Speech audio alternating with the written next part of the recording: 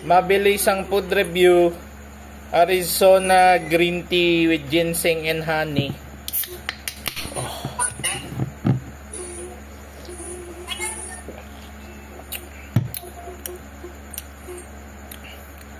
Tangay na, parang C2 green.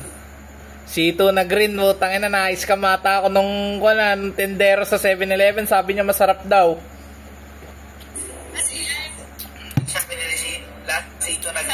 Sabi sa'yo, mogo-mogo na lychee na lang. Meron naman kumogo-mogo, oh.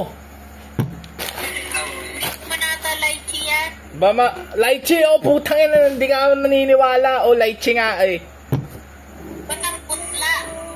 Nakasulat na ka lychee, ayaw mong maniwala. Wala.